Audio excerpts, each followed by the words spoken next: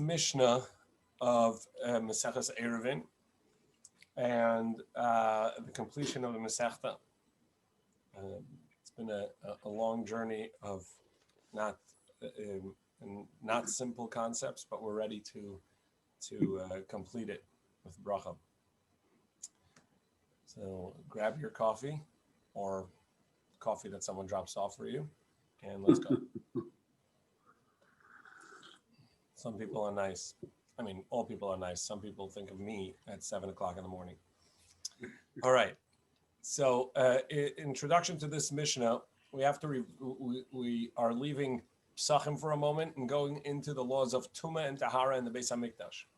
We've been learning about the Beis HaMikdash and the avodah, the service, and which things you're allowed to do on Shabbos or not. And one of the things we know that on Shabbos are a dead animal would be muktzah on Shabbos, and if there's a dead sheretz which causes tumah in the Beis HaMikdash, how do you remove it on Shabbos? In order to understand the discussion here, we have to understand that there are various areas in the Beis HaMikdash that have different halachic properties, if you would. The domains are different in regards to tumah, in regards to entering there, and so on. So there's the actual Beis HaMikdash, the heichal and the ulam, which are where the holy is, and the entryway. And the Beis HaMikdash was a T shape, and this is the structure of the Beis HaMikdash itself. There, any tumah, any kohen, any going in there is for sure of a severe level. The area, the courtyard around the ulam itself, between the mizbeach and the entry to the heichal, and the area around it, are all going to count as an area that is most severe for tumah. The rest of the courtyard is less severe, even though that the mizbeach is there, the altar is there. Nevertheless, it will have a lesser degree of severity in regards to tumah. So in the courtyard itself, we have the two areas from the entryway of the courtyard till just beyond the mizbeach, the altar, and then all the space that encounters the Beis HaMikdash and surrounding area around it.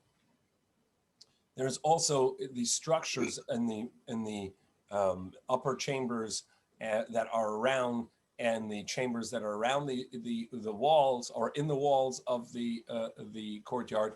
Those have a lesser kedusha than the area itself, the room where they slept and the room where the sheep were kept and so on. So all of these chambers would have a lesser degree. And the Mishnah talks about if you find a sheretz, a rodent there, one of the 8 that will cause tumah, and you need to remove this. So there's a question. We can go and get a vessel that will not become susceptible to, that is not susceptible to tumah, like a peshute klietz, a flat piece of wood, and so on, to try and remove it. Obviously, the kohen would not touch it because then they themselves would become tameh. And the question is, should we go get a vessel that is not susceptible to tumah?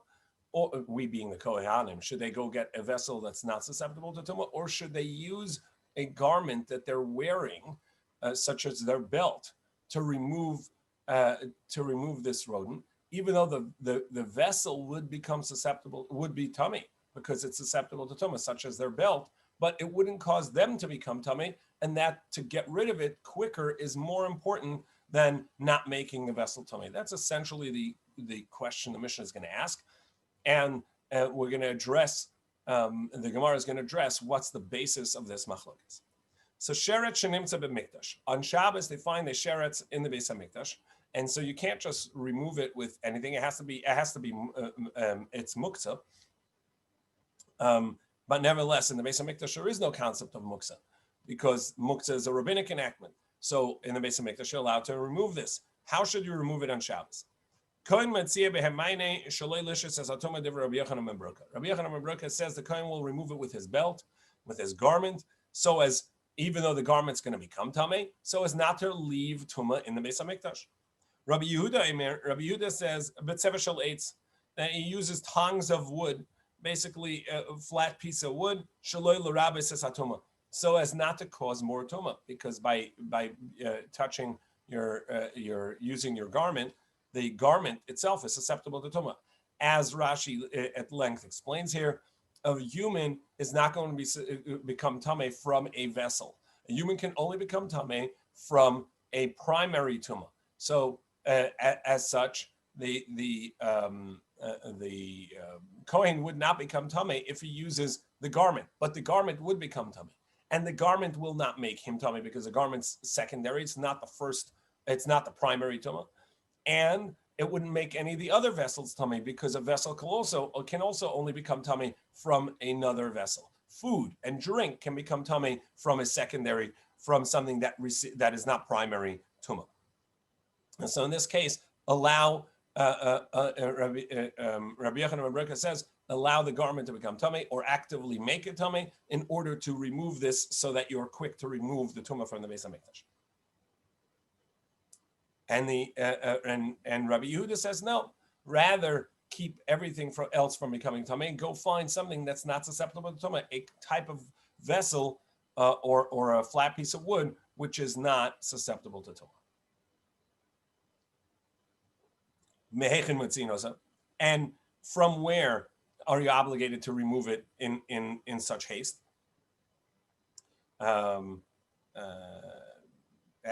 In other words, what, as we'll see later in the Mishnah, where is it not important to remove it right away, that you could just take a vessel and cover the sherets with that vessel and leave it there until after Shabbos, when you can get somebody to remove it? So where would you remove it from on Shabbos in this manner? Min ha'heichel u'min ha'ulam, from the heichel, which is the Beis Hamikdash itself. Min ha'ulam, from the foyer, the chamber that is the entry to the Beis Hamikdash. U'mibein ha'ulam v'la mizbeach, and from the area that's in front of the ulam, between the mizbeach and the ulam. The area in front of the mizbeach, between the mizbeach and the ulam. The mizbeach itself was on the north side of the courtyard, and then there was the between there and the entryway, in the entire area around the Beis Hamikdash itself would be where you need to remove it from. But the area that the mizbeach is in, and the area west of that, which is the entryway to the Azara, to the courtyard, you would not have to remove it. Divrei Rabbi Shimon ben Anas, that's Ben Anas's opinion. Or Rabbi Akiva, however, Rabbi Akiva said, everywhere that if you went in while you were tameh, meaning everywhere that there is a chatas for inadvertently going in, and this kares for intentionally going in, meaning the entire courtyard, Misham and Sina said that's where you would remove it from. However, Shar Komakamis, but the rest of the places, according to Ben Anas, the rest of the courtyard and the rooms and chambers in the upper floor, and according to Rabbi Kiva, only the chambers on the upper floor. Then all you would do is put a vessel over it, and that would be sufficient to cover it until after Shabbos. So again, as the Mishnah is discussing, you find the sherets in the Beis Hamikdash on Shabbos. You need to remove it. It is muktzah, but there's no rabbinic prohibitions of muktzah in the Beis Hamikdash. So how would you remove it?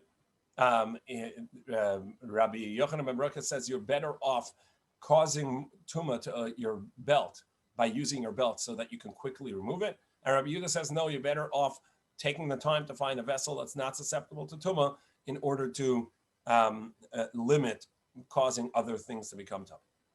The Mishnah now has a statement that the Gemara is going to tell us has nothing to do with the rest of this. It really is just a conclusion of some of the halachas of Eruvin and the last halachas that we were talking about, the rabbinic prohibitions in regards to mikdash. Rabbi Shimon says, "Makim she'tir l'cha chachamim," the space that the chachamim gave you, which the Gemara is going to explain, is talking about the space outside of the 2,000 amma of Techum Shabbos.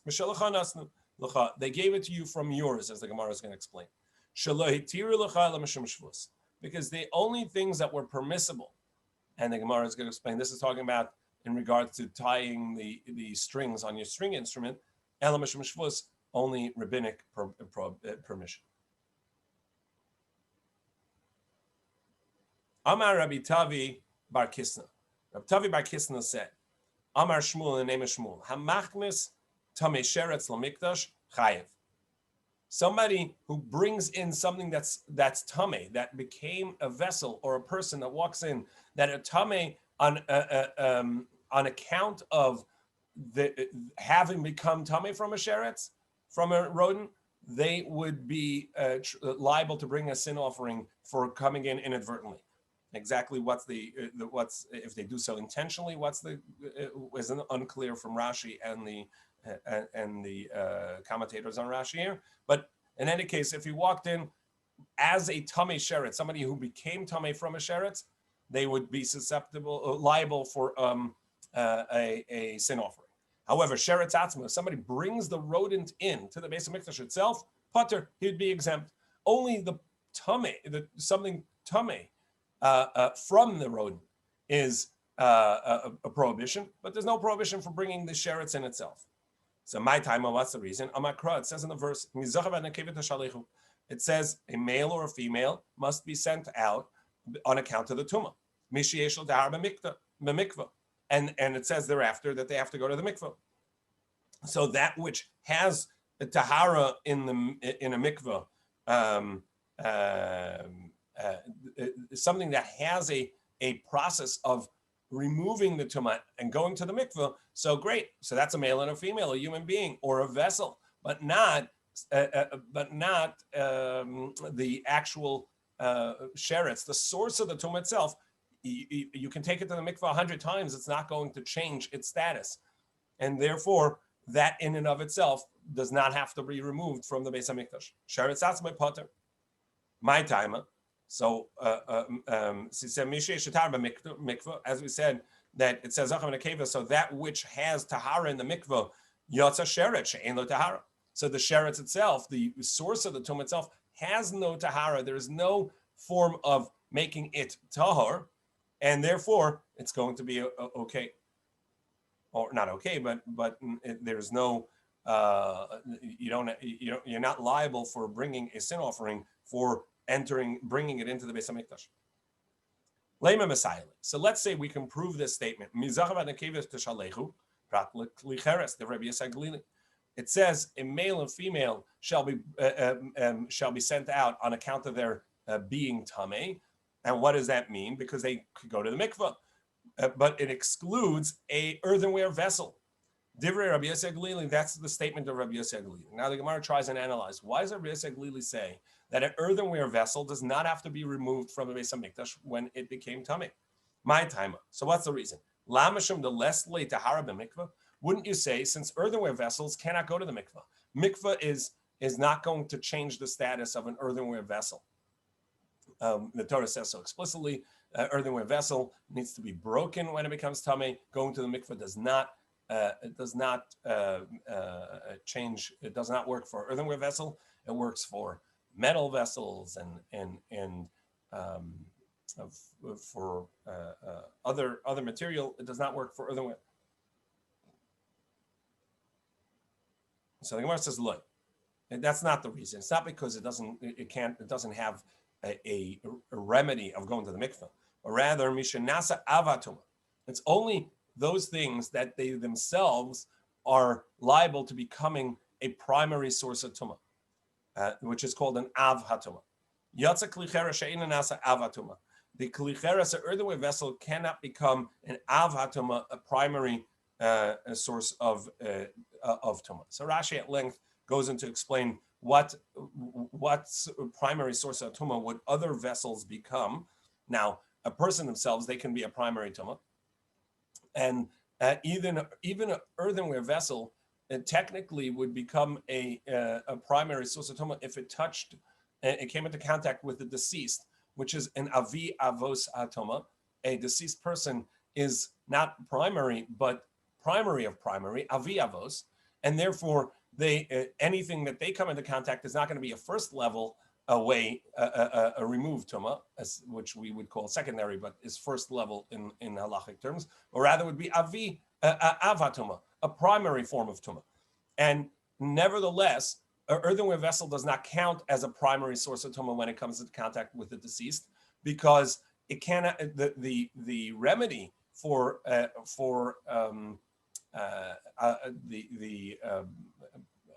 anything that comes into contact with a deceased person is having red heifer water spritzed on it the third and seventh day in a 7-day process of cleansing.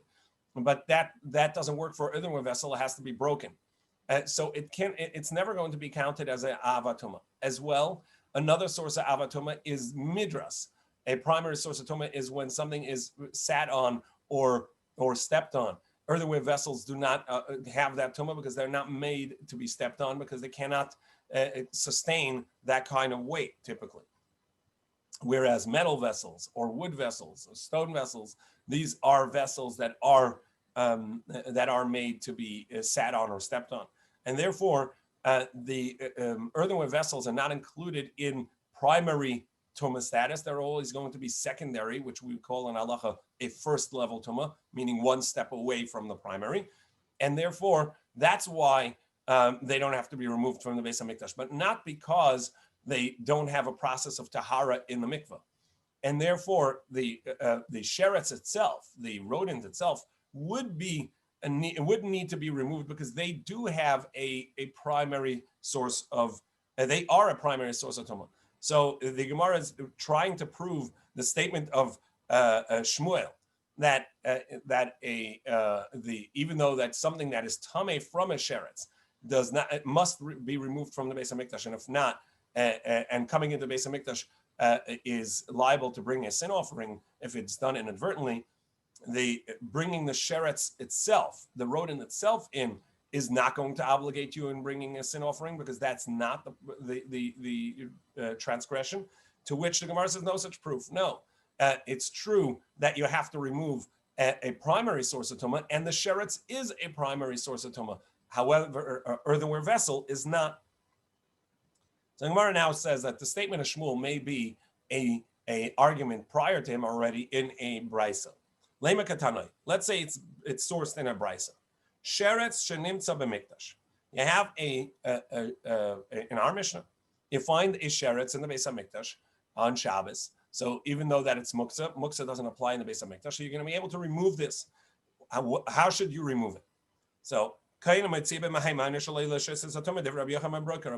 says you got to remove it as soon as you can. So go ahead and have the Kohen use his own belt to remove it, even though that the belt is going to become tameh. It's okay. It's better to quickly remove it and not leave the tumah in the Beis HaMikdash, even if it means that you're actively going to cause tumah to the garment. Rabbi Yehuda, however, Rabbi Yehuda says, "B'tzeva shel eitz motzir shaloi la'arbis esatom." And Rabbi Yehuda says, no, rather find a vessel that's not susceptible to tumah, such as a flat piece of wood or a wood tongs, and then you can remove it without actually causing more tumah. So the Gemara says, what's the basis of this machlokas? Why does one say it's better to remove it right away, while the other says, no, it's better not to cause another vessel tumah and let it be there until you find the right vessel? My love, wouldn't you say, this is the basis of the machlokas? A man, the Amar Shaloi Lishis, Rabbi Yochanan Bar says, don't leave it there. Remove it right away, even at the cost of making a vessel tameh, because he holds that even having the sheretz in the Beis HaMikdash itself is a prohibition. So leaving it there is a problem, because the person who brings it in is going to transgress and have to bring a sin offering. So that tells us that having it there is in and of itself a transgression. So remove it as soon as you can. And Rabbi Yehuda says, no, go ahead and find the right vessel, not to cause tumah to the vessel. It's because he holds having the sheretz there to begin with is not such a big problem, because it's not the primary prohibition. So the Gemara says, look, that's not the basis of this machlokas. It's not on account of whether or not having the sheretz there is a problem. The kuli al machayev. Everybody says bringing in the sheretz is going to be a Torah prohibition, and somebody who brings them in inadvertently is going to have to bring a sin offering. So rather, the basis of machlokas is something else. One says you're better off passively allowing the tumah to remain there until you find the right vessel, because you're not actively doing anything. So let the tuma be there until you find a vessel that's not going to be susceptible to tuma, and this way you're not actively adding to tuma in the Beis Hamikdash by causing another vessel to become tummy. Umar Savar Afushi Tuma, and the first opinion in the Mishnah, Rabbi Yochanan Reki, says no. We'd rather actively cause something a secondary tuma, which is the vessel becoming tummy from the sheretz, rather than keeping the primary source of tuma in the Beis Hamikdash. Get it all out. So the Gemara says, okay, so that our Mishnah is not going to be the source. The first machlokas in the Mishnah is not going to be the source. Rather, the second part of the Mishnah would be the source for whether or not the bringing a sheretz in directly, the primary source of tumah, the sheretz, the rodent, into the Beis Hamikdash itself is a Torah prohibition or not. Ela kahani tanai. So rather, it's the second part of the Mishnah. The Tanan, as we learn, mehechem etzinose. Benana said you have to remove it only from the inner part of the courtyard, the Beis Hamikdash itself, the ulam, the antechamber, the foyer of the Beis Hamikdash, and the area directly around it. But the larger, the entryway of the courtyard and the part where the mizbeach is, that would not be included in the part that you have to remove and move it from on Shabbos. And Rabbi Akiva says, no, the entire courtyard, you must remove it from on Shabbos. Wouldn't say the base of Machlikas is this. The mandam Rabbi Benanas, who says you don't have to remove it from the remainder of the Azara, from the rest of the Azara, he says because bringing the sheretz in is not going to be a Torah prohibition. It's not you don't have to bring a sin offering if by mistake you bring a rodent into the courtyard, and therefore you don't have to remove it. It's only around the Beis Hamikdash you have to remove it. And Rabbi Akiva, Umanda Ama, Mikula Azara, and Rabbi Akiva says that you have to remove it from the entire courtyard. Kasava Chayev, he says that there is a prohibition, and you are liable to bringing a sin offering for bringing a sheretz into any part of any part of the courtyard. So now we go to Kufay Amid Aleph. Amar Rabbi Yochanan. Rabbi Yochanan says no. That's not the basis. Everybody agrees that you cannot bring a sheretz into the courtyard itself. You can't, if a person tamei from a sheretz, or a vessel tamei from a sheretz may not come in, the sheretz itself cannot come in either. Rather, the machlokas is about which part of the courtyard has the obligation to quickly remove a tuma. That's really the basis of this machlokas, and they're learning it from a verse in regards to the removal of idols from the Beis Hamikdash, and idols themselves are a source of tumah, and how the Kahanim handle that in removing it from the Beis Hamikdash. Amar Rabbi Yochanan Shnei Mikrach Hadarshu, and they both say this drash. They learn it from the same verse. It says, "Vayevo HaKahanim lepnima Beis Hashem." The Kahanim came to the inner chambers of the Beis Hashem, or the house of Hashem, the Beis Hamikdash, l'tahir, to purify it, to remove the idols that had been placed there. V'yetziu es kol hatuma, and they took out the entire source of tuma.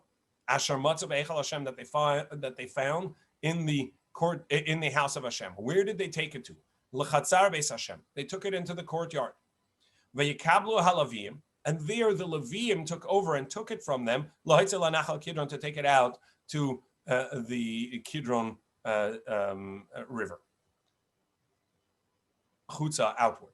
Now, why was the handoff in the courtyard of the Beis Hamikdash from the Kohen to the Levi? And that's the source of this machlokas.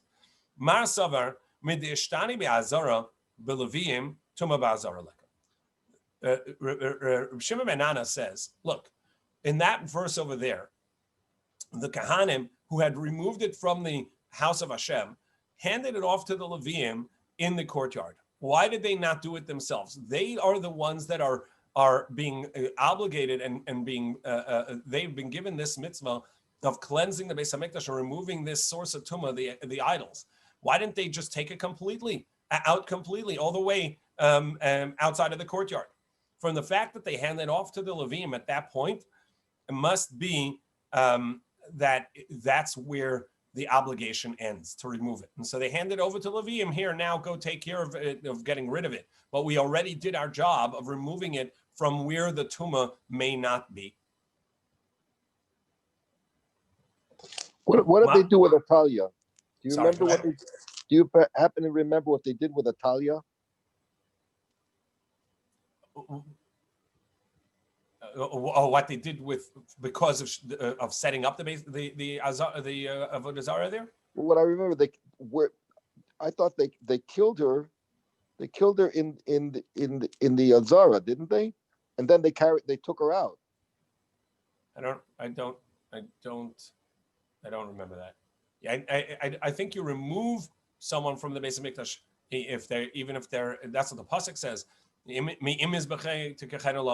That you remove them, you arrest them and remove them, even if they're hiding at the Mizbeach in the Beis Hamikdash, but you don't kill them there.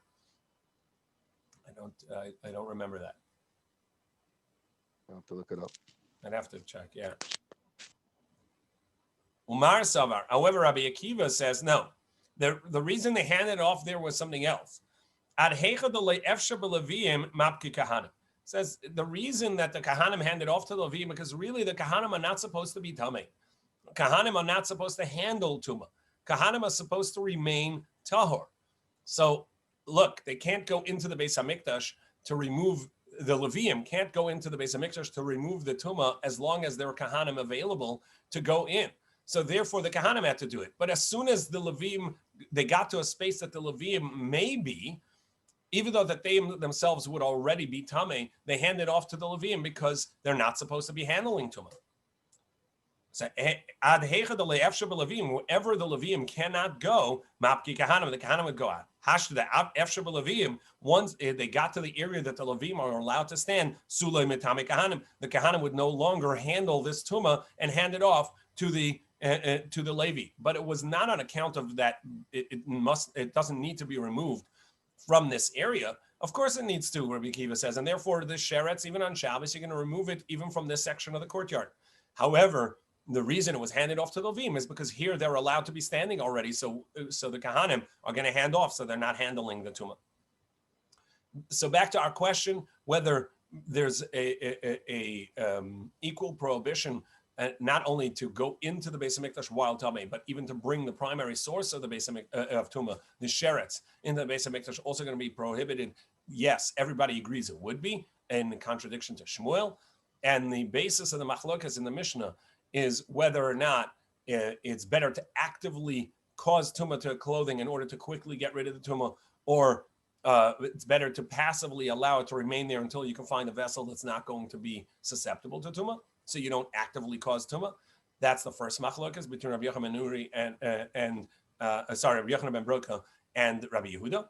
And the second machlokas between Ben Nanas and Rabbi Akiva is whether or not the obligation of removing Tumah applies only to the area around the Heichal, or even to the entire courtyard, based on the handoff that the Kahanim did to the Leviim in cleansing the Beis Hamikdash from Tumah. Tana Rabban. So we have a brisa that teaches Hakol nechnasam beheichal livnos lataken ulohitzias hatumah. Anybody can go into the Beis Hamikdash, even to the Beis Hamikdash itself, the inner chamber, which even a kohen can't just go in for no reason. Anybody can go in order to fix the structure and to build part of the structure or to take out a tumah. Anybody can go in. However, u'mitzvah kahanim. If there are available kahanim, the mitzvah is for them to do it. Im ein sham kahanim, nechnasam leviim. There are no kahanim that can do it. A Levi goes in. Ein sham leviim. There are no leviim available. Nechnasam Yisrael. A Yisrael goes in. Ve'idi. And both of these levels, meaning these levels that we said, first Kohen, primary, and we don't let anyone else in unless the level above them is not available. Taharin in tameim, only somebody that's tahar, somebody that's not impure, but not somebody that's impure. A tamei should not go in. So if you have a Kohen, but he's tamei, he should not go in. Amar Avuna, Rav Kahana Messiah Kahani. Rav Kahana would help out Kahanim, meaning he would say that it is better to have a Kohen that's Tameh rather than a Levi, even if he's not Tameh. The Tanner of Kahana taught, Mitoch shenemar ach el haparoches lo yavon, since it says, but to the paroches, to the curtain, he shall not come. And that means that the Kohen is only allowed into the inner chamber, the chamber within the chamber, the Kodesh HaKadoshim, the Holy of Holies, is only allowed in on Yom Kippur in the certain service that is done, but he may not go in. I would think that Kahanim that have a blemish are not allowed to go in, even to the area between the Mizbeach and the Ulam, which is the antechamber. So even in the courtyard itself, in the area that is the higher level Kedusha, or directly around the Beis HaMikdash, and a Kohen that has a blemish should not be allowed to go in, even to fix the copper coating or the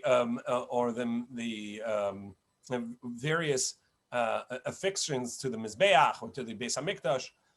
Talmud loimer ach cholak. Since it says ach, but, right, it tells us that there's a caveat here, and it tells you sometimes he's allowed to.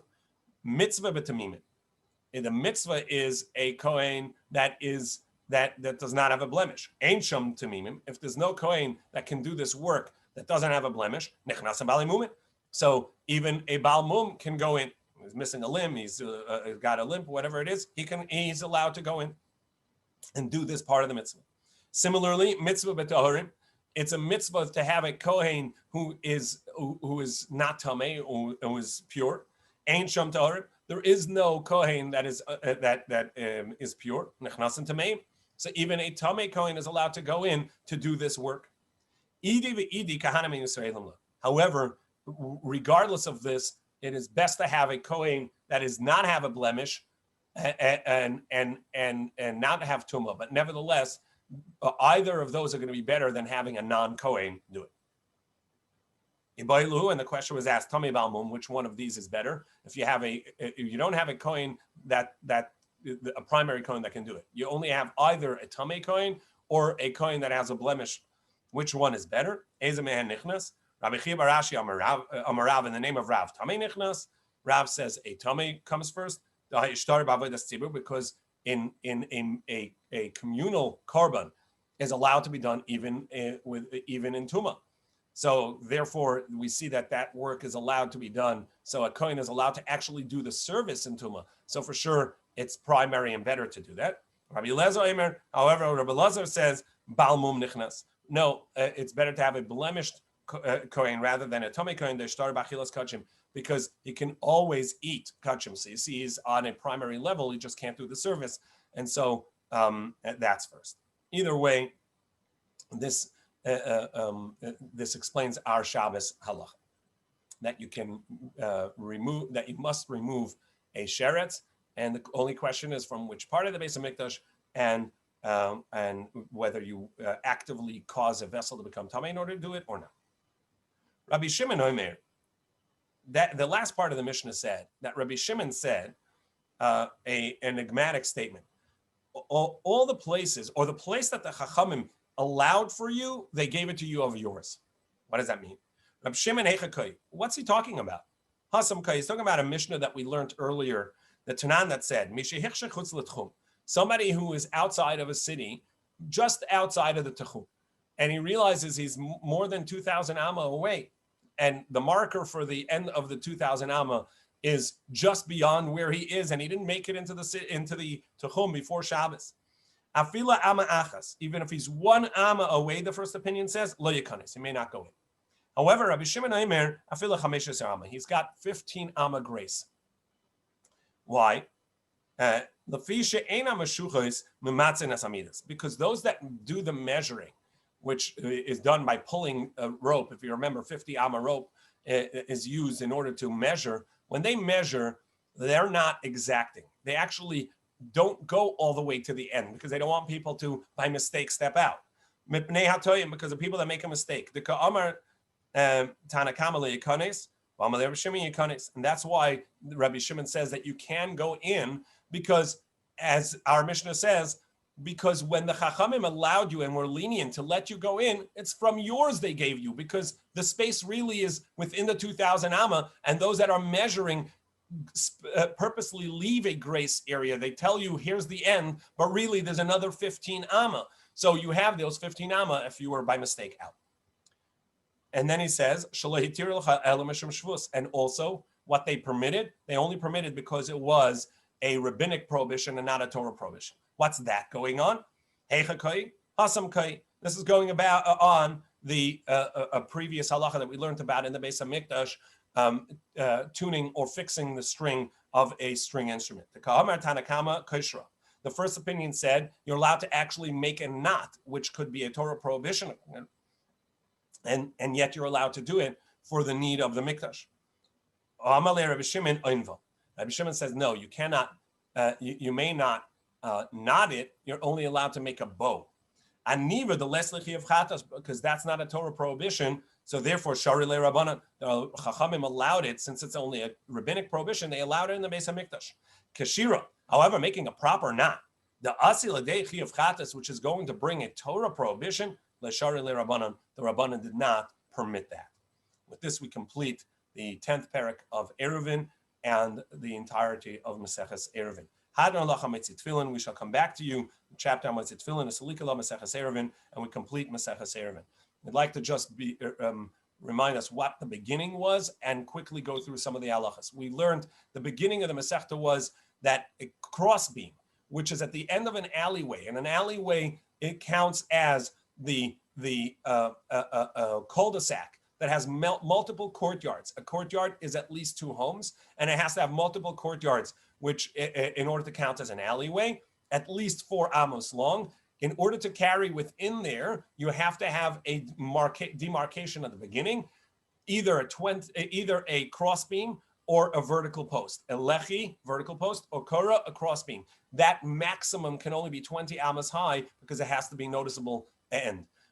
With these, we learned the halachas of that even though these are private domains, and they're not a Rishus HaRabim, a Torah level public domain, the Chachamim, since they act as a public domain, because it's a public right of way, you're not allowed to carry within there unless you have some demarcation, and to carry from the house into the courtyard and from the house into the street, you have to have an Eruv, which is a joint meal.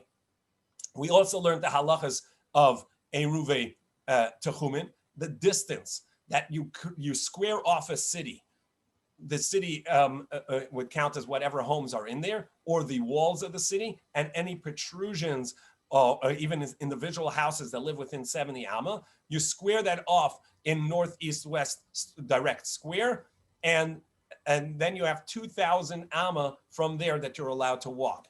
And that's a rabbinic prohibition, whether there is even a Torah prohibition for Techum or not. We saw machlokas between Rabbi Akiva and the Chachamim, but the halacha is 2,000 amma maximum that you can go and leave. And then there was also the Eruv meal that you have to have. If you want to go beyond that space, you can make an Eruv and acquire your Shabbos at that space beyond the 2,000 amma.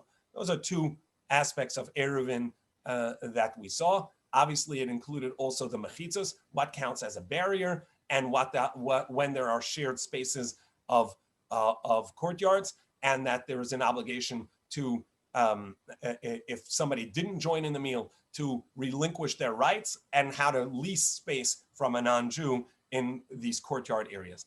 Those are some of the fundamentals that we learned in this Masechta. We're going to say the Hadron, the completion of, and the Tefillah for the completion, and then we're quickly going to begin the first line of Maseches Pesachim. Hadron alach Maseches Eruvin. We shall come back to you, Maseches Eruvin, v'Hadron Chalon, and you will come back to us. Daiton alach Maseches Eruvin. Our thoughts are on you, Maseches Eruvin, v'Daiton Chalon, and your thoughts are on us. Learnis Nashim Inach Maseches Eruvin. We will not forget you, Maseches Eruvin. We'll assist Nashim Inon, and you will not. We will not be forgotten. You will not be forgotten from us. Not in this world, nor in the world to come. Hadar lach Maseches Eruvin Hadar Chalon. Daita lach Maseches Eruvin in Daita Chalon. Lenis Lashem Yinach Maseches Eruvin Lesis Lashem Yinon LeBalma Dem LeBalma Dasa. Hadar lach Maseches Eruvin Hadar Chalon. Daita lach Maseches Eruvin Daita Chalon. Lenis Lashem Yinach Maseches Eruvin Lesis Lashem Yinon LeBalma Dem LeBalma Dasa. Yehi Ratzon Lefanecha. May it be your will. Adonai Eloheinu v'le'avasin. Shetehei Torascha u'manasenu b'olam hazeh v'tiyimanu l'olam haba. That Torah be our toil, our work in this world, and it shall remain with us in the world to come. Chanina bar Papa, Rama bar Papa, Nachman bar Papa, Achai bar Papa, Abba Mor bar Papa, Rafa bar Papa, Rochesh bar Papa, Surcha bar Papa, Ada bar Papa, Dor bar Papa. And I always say tefillah, making Torah sweet for us. Ha'arevna Adonai Eloheinu zdivus rascha b'finu u'afiyos amcha beis Yisrael. V'niyah kulanu anachnu v'tze'etzaenu v'tze'etzai tze'etzaenu v'tze'etzai amcha beis Yisrael.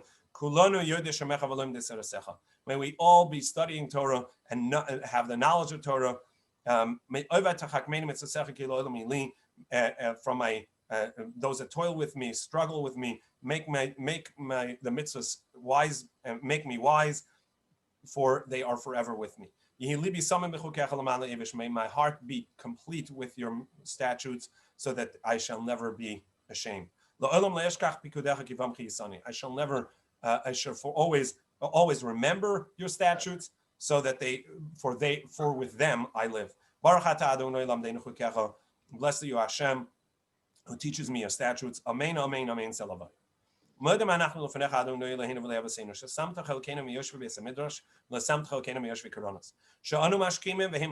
get up early, they get up early. We get up for Torah. And they get up for other things that are not going to last. We toil, they toil. We toil, and Eruvin was definitely a toil. We toil, and we get a reward. They toil and don't get the reward. We go quick, we are diligent, and they run, and they are diligent.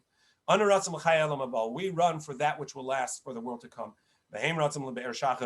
And they run to that which will end up in nothingness. For it says,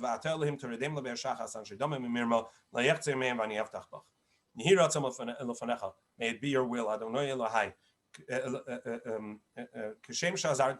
Just as you helped us to complete Maseches Eruvin, please help us to begin and to complete other Sfarim as well. Lilmod ulalamed, to learn and to teach. Lishmar v'lasos al-kaim, to guard, to keep, and to do. As kol divrei sama torasecha be'ava, all the words of your Torah with love. And all the merit of the teachers of Torah, the Tanoim Amoraim and the Talmidei Chachamim, Yamud Lanu, shall stand for us, Ol Zarenu, for our children, Shelo Tomesh HaTorah Mipinu, so Torah not leave our mouths, Umepi Zarenu, in the mouths of our children, and Pizara Zarenu, and the children of our children, Ad Olam, forever. V'Siskayim Banu, and you will uphold with us, B'Salechacha Tancha Osach, when you go, it will guide you. And when you lie down, it will guard you. And you will awaken. It shall be that which you talk about. For through it, in me, it's speaking first person. In me is your length of days, and it will add to you years of life. Long on its right side is a length of days, and its left wealth and honor. Adonai Ozlamo Yitain, Hashem gave strength, the Torah, to his nation. Hashem Yavarech, Adonai Yavarech Hasamav Shalom. Hashem blesses his nation